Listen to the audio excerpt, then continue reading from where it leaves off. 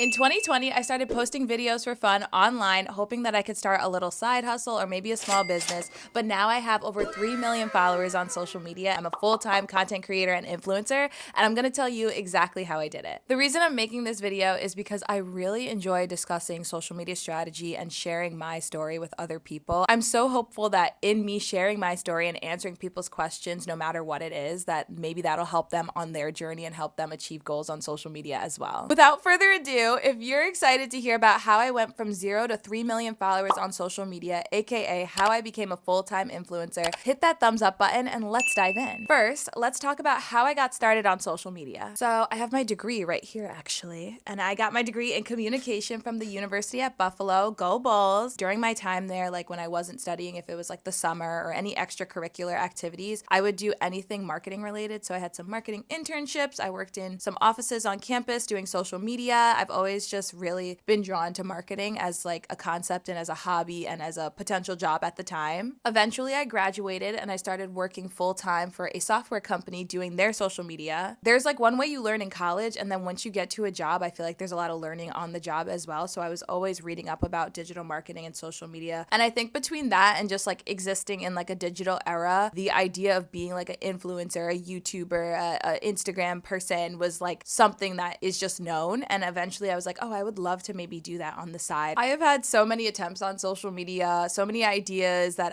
maybe they didn't work or I didn't see the success that I wanted to see. If a project that I had started didn't have the success that I liked at the time, I would eventually just kind of move on and be like, okay, this isn't fun anymore. That happened many times until November 2020 when I launched my Keep Up Radio TikTok. My TikTok had many eras and chapters regarding like the niche that I had at the time. But that first video, it's crazy because I feel like I sound so sad, like melancholy, like I can't believe I'm trying this again. Okay, this new app is here and everybody's on it, whatever, I'll give it a try. But I'm literally so grateful that I did it because that was the idea that worked. That was the one that had the results that I wanted. I could see immediately I was growing. Ever since 2020, I've been operating as Keep Up Radio online, and it was the best decision I ever made. I had like chapters or different eras when it came to my niche on social media. I watched a lot of strategy videos at the time, and so when I started my TikTok, I was like, okay, niche down to blow up. So I did a lot of celebrity news and fun fact videos to start. And then eventually I started doing rap battles on TikTok, and that was a time. Eventually I got to gaming, which all of these are things that I am passionate about and that I love. Though my loves emerged as I was creating content, and I'd have an idea like, oh, here's how I can incorporate music into this pop culture like video, and oh, somebody made a video making fun of me online. You know what? I'm just gonna drop a rap diss. I've always been a gamer, so then I was like, oh, what if I just game and I sing about gaming? And so now if you search up Keep Up Radio, you will most likely see the Queen of Fortnite, me singing about Fortnite, singing about video games, and that is like my main channel. I think now I'm at 2.4 million followers on YouTube as this video is being created. I had multiple niches throughout my career, but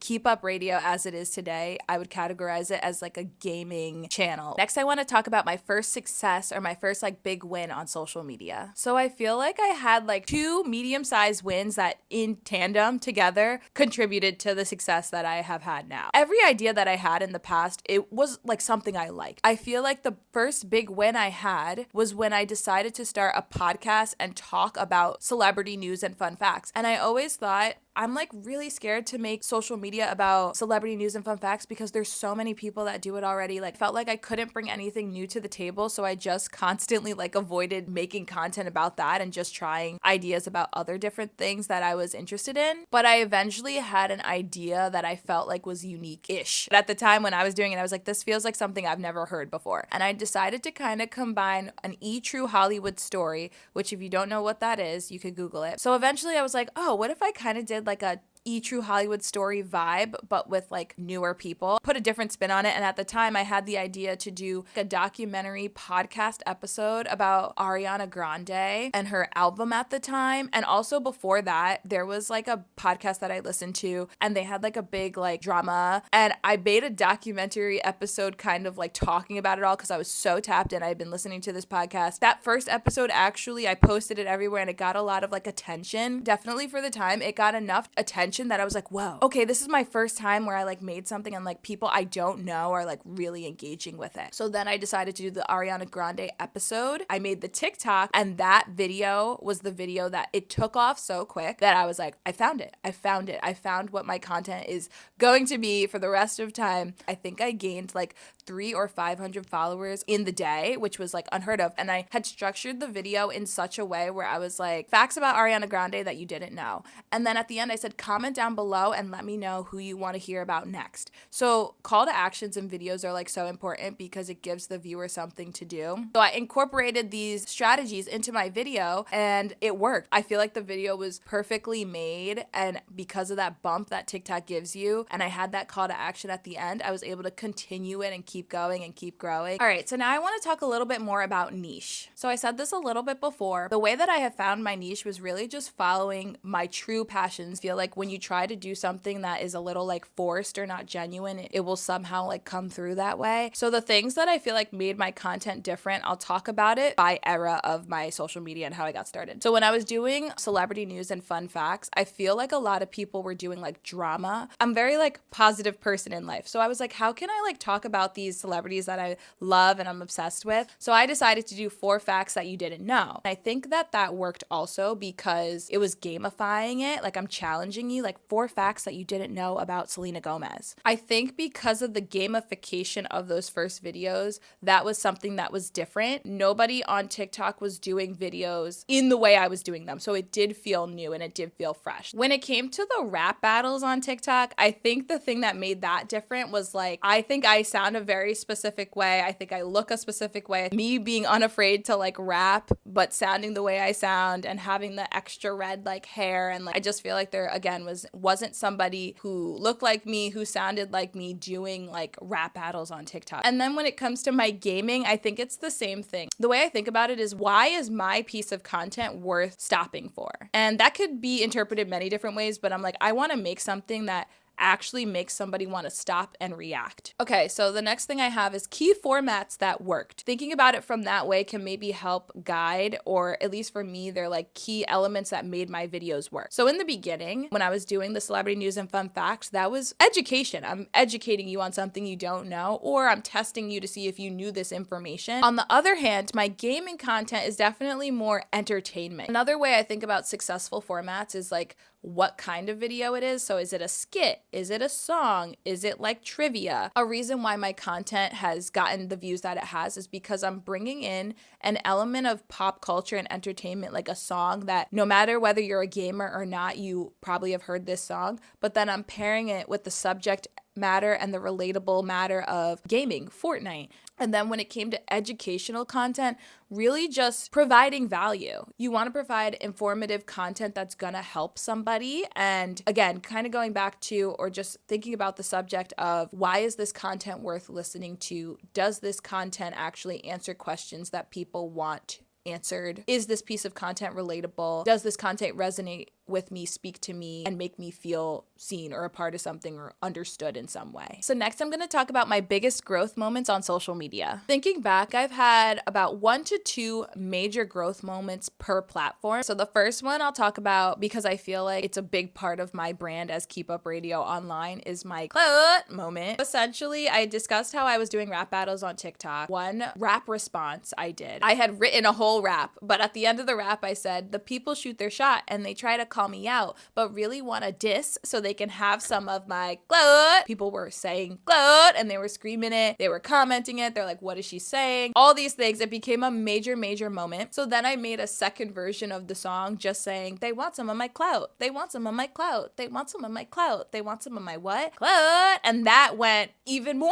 viral. And so again, I'm a marketer. So I was like, this is going to be my catchphrase now, because I love that it came organically. Like, it was a very much so on accident thing that it resonated with people so much that I've just attached it to myself. I have clout merch, but that was like my first, I think, like major moment, which parlayed into more like big rap responses, rap battles on TikTok for me, which just got me more views. The next moment that comes to mind for me regarding TikTok is my play Fortnite with me clout moment. I decided to take the raps and the song remixes and then focus it on gaming. The main growth moment for me when it came to like Fortnite specific and gaming was this video where the song was trending on TikTok and it was like, na na na na, wait on me. So then I took that instrumental and I said, and I don't understand, kid, why you just can't play Fortnite with me.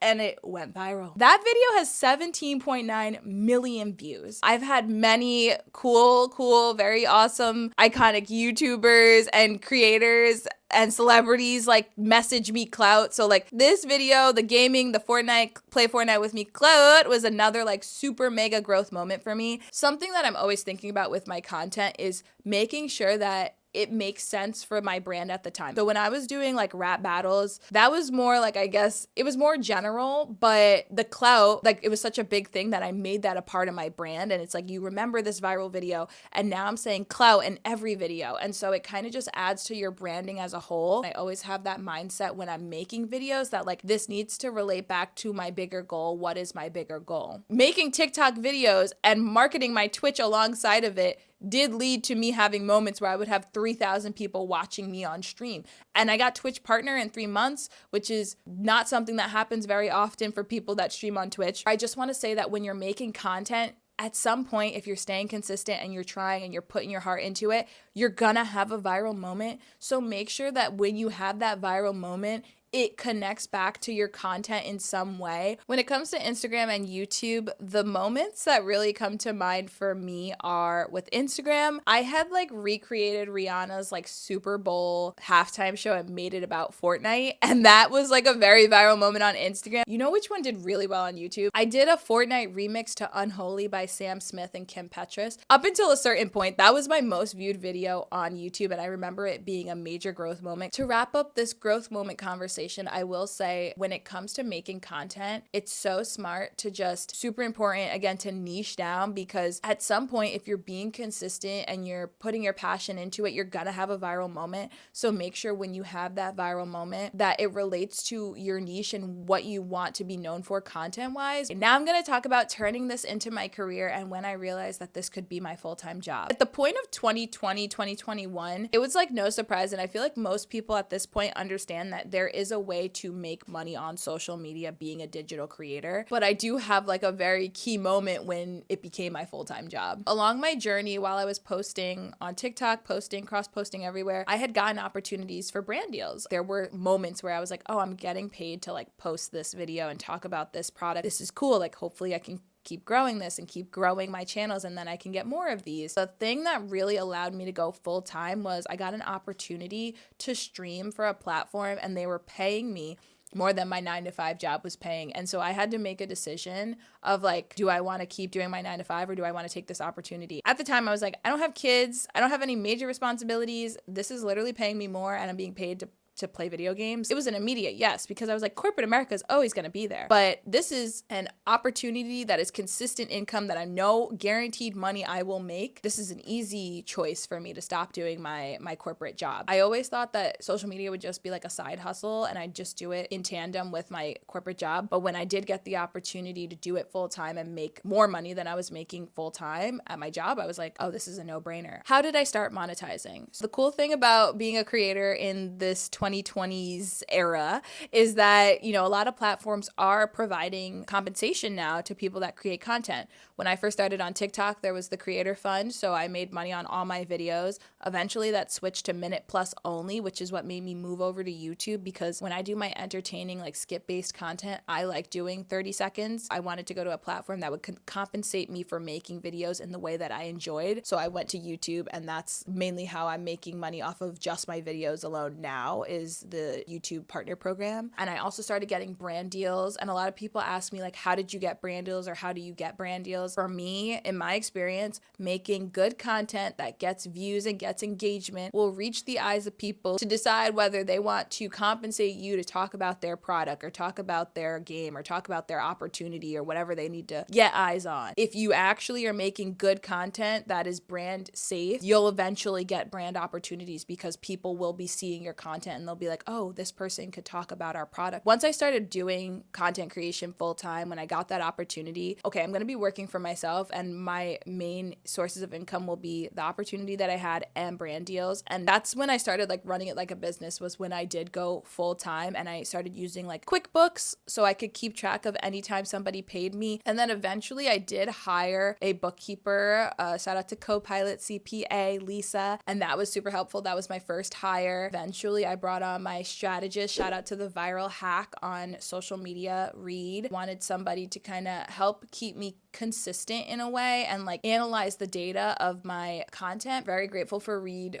being who he is, and it was the perfect add-on to my business at the time to start working with Reed. He offers options regarding social media strategy, but he has like a YouTube strategy package that I was really excited for, and it worked out really great. When I describe it to other people, I'm like, Reed's kind of like my COO. Like he's a jack of all trades kind of, and like knowledgeable in multiple areas, and I think it's just good to have somebody you trust to bounce ideas off of. And then the next person that I brought on was my editor, Jakey. Shout out to Jakey, who edited this video. So grateful for Jakey. Jakey is so talented at what he does. He makes my videos on my main channel come to life, and now is helping with this video as well. The timing of it worked out really well, and I feel so grateful to have brought Jakey onto my team now. But to that point of like, I didn't bring on an editor full time until this year, which is 2025. From 2020 through 2024, I was doing content by myself. Next, I'll talk about the biggest challenges that I've faced in my business. Things that come to mind immediately is like platform changes. Right now, as I'm making this video, TikTok was banned and then it was unbanned. It was off the App Store. I just got a notification that now it's back on the App Store. Essentially, you just never know what's going to happen with the platform. Like one could go down like that and then it's affecting your income. TikTok switching the way they compensated creators was my first clue into that of, oh, don't get comfortable. Like these platforms are going to do what is necessary for them and their business. And then if you're able to capitalize off of that, cool. Don't rely on it being that way always. I say to you or to creators or anybody that's like posting on social media, don't get comfortable and always like have a plan. That was definitely a big challenge, was like platforms just like changing things on you and not knowing when that's going to happen. There's really no warning when it's going to happen. So kind of stay alert and have a plan always. Something else I've had to deal with when it comes to content creation is like burnout. I'm very much a go, do kind of person. So it's very hard for me to stop. When I start to like question if I like the things that I've loved my whole life, that's when I know I'm probably burnt out and I need a break. So like I love content creation. I love making videos. I know for a fact this is my passion. But if I start to be like, do I want to change my niche? Like, I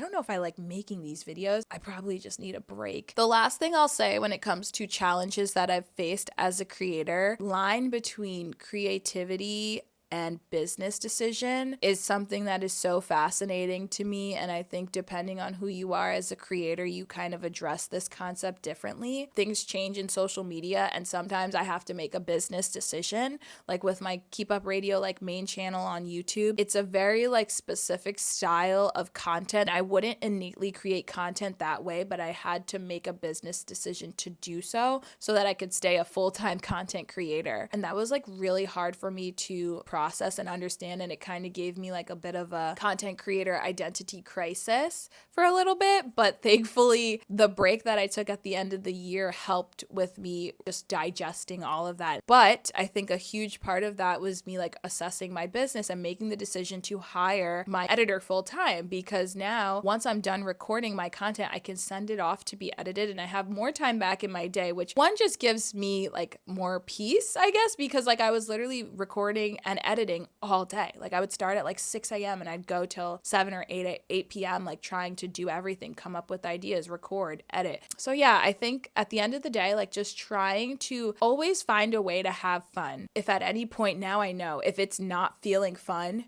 like there's a problem and maybe I need a break or maybe I need to change something, but I don't think at any point this should feel not fun. Like there should always be an element of fun. Next, I want to talk about things I would tell a creator that's just starting out, that's just getting started on social media. The biggest thing that comes to mind would be to pick a platform, make content for that platform primarily, and cross-post everywhere else. This is my opinion. Do not try to make specific content for every specific platform in the beginning. There's literally no need. Find the platform that also like has the audience you either want to reach or has an audience that you could make content for. Certain pieces of content will do good everywhere, and some pieces of content do bad on the platform I made it for, but do really good somewhere else. I put as much effort as I can into every video, and whatever platform receives it well, cool. But I'm not trying to make one piece of video for Instagram, TikTok, YouTube, all the places. I'm going to talk a little bit more about the audience component that I just made reference to before. Okay, so every platform has a different highest percentage audience. That's how I'll describe it. At least in my opinion,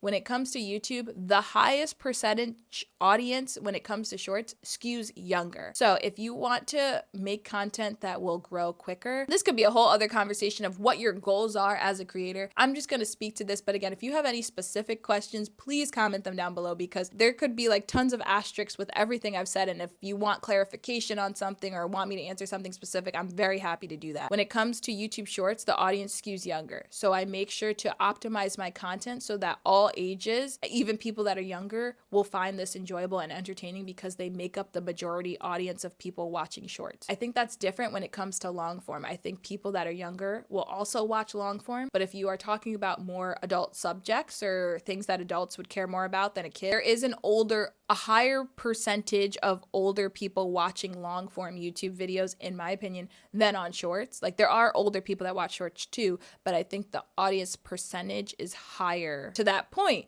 I think YouTube Shorts is much different than the people that watch TikTok and Instagram Reels. But I would generally create content differently. And if you're trying to target somebody in a specific area, you might want to be making content for Instagram or for TikTok. And so I would just say to you, kind of like, if you're in a specific niche, look at creators in that niche on each platform. And if you see a style of content that you resonates with you, then maybe make for that platform. And then the last thing I'll say to people that are aspiring creators is like, don't overwork yourself too much. Like, it's not a race, okay? Like, have fun. Don't set these crazy expectations for yourself unless you are really trying to set a goal. Then do that too. You know, if you're like, I want to do this, like, set goals, but like, just be kind to yourself. Because I know, again, I guess everything happens for a reason, but there are times that I look back where I was like, I was stressed. Like, a lot of people ask, like, how often do you post? I would say, like, find a cadence or find a posting schedule that works for your life. I just hate to see somebody beating themselves up about like trying to master something whilst they're existing in real life too. And so there is a way, it's like, I do believe slow and steady wins the race. Like, be strategic, study, like, take in information that's going to help you be the best version of a creator that you want to be, but be kind to yourself too. I want to take a little moment to just give you some words of encouragement. So if you are an aspiring creator, if you are just thinking about making content, or maybe you know somebody else that might want to hear this message, please share it with them. I am genuinely rooting for you. I hope you get everything that you aspire to get out of your content creation journey. Post the video. Try, have a good time. I will also say, I don't believe in like sub for sub or like kind of spam sharing your link places. I think I see people doing that and I think it's like a big no. Focus on learning the platform you're posting on. Focus on making good content that people will actually find either valuable, informative, or entertaining. If you build it, they will come. The algorithm's on your side in that way. You just have to figure out how to make content for the platform you want to. But you've got this. And if, again, you have any questions or you want to pick my brain, like, please comment on this, because as I said, I always reply to the comments on this video. Alrighty, if you've made it to this part of the video, I love and appreciate you so much. I'm gonna have Jakey edit in a secret emoji below me right here. So whatever emoji that is, comment that down below, so that way I know you made it to the end of the video, so I can personally thank you, because I do appreciate you. Like I said, hopefully you watched this video and you thought it was inspiring, or you got something from it that will help you in the future, or maybe you know somebody that's trying to do this and so you could send this video to them. If you want to see any videos in the future or hear me speak about certain subjects more in depth, please comment those below so that I can get some ideas. To my keepers, my supporters, I love you guys so much. Thank you for vibing with me and being here with me today and watching this video. And to the haters, thank you for the views and thank you for the engagement. I hope regardless of if you're a keeper or a hater, you have a great rest of your day, and I'll see you in the next video.